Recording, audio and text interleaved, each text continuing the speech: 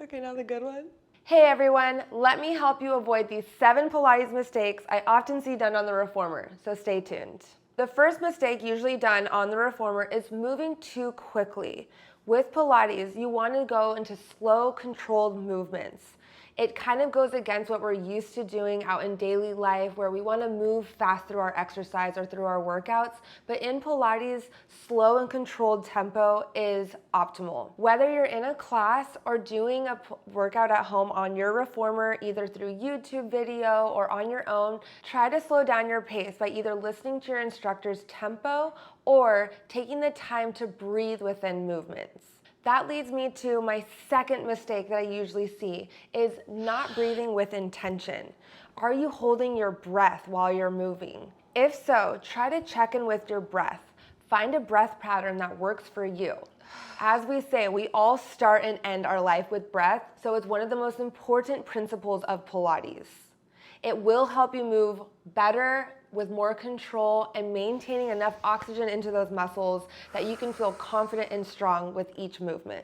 The third most common mistake that I see, and it gets quite frustrating, is crunching of the shoulders.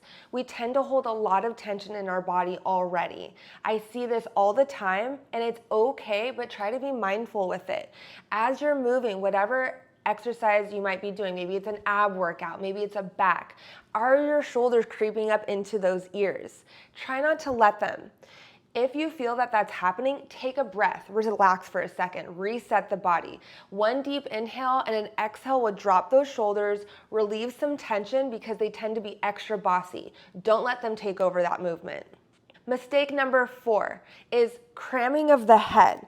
When you're going into certain movements or exercises, especially into flexion of those abdominals, are you over crunching in your neck? You want to feel like you have an orange-sized space in between the chin and the chest.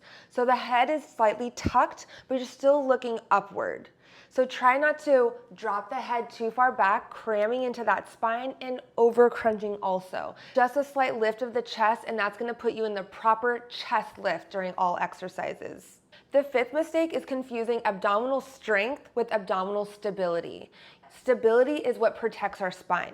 Abdominal stability is what's going to protect our low back and keeping you upright as you're standing tall, walking around into your day-to-day activity. Abdominal strength helps you into those planks, into those crunches, but abdominal stability works from the center of the body, also called our powerhouse. Our powerhouse connects our pelvic muscles with our abdominal muscles, creating this one strong part of our body. As long as you have abdominal stability, you also will have abdominal strength, but don't confuse them. Mistake number 6 I often see is over tucking of the pelvis instead of lifting. In Pilates, we're super big on proper form, getting taller.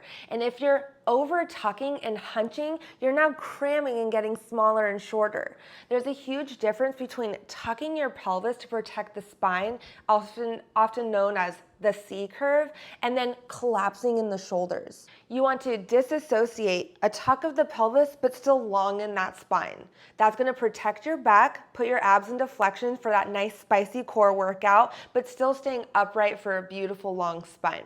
Last but not least, mistake number 7, wear comfortable clothing. I often see people wearing too tight of clothes, zippers, things hanging off. You want to be wearing something flexible and breathable. Also, on the reformer, Pilates socks are usually required for this reason. They need to have the grip underneath so that in case you're doing standing work on your reformer, feet on the foot bar, you have better stability and you're not slipping and sliding all over the place. Loose or tight but comfortable leggings and a nice breathable shirt because you want to be able to move in all directions and not feel constricted in that movement. Check out my next video for a nice sweaty workout.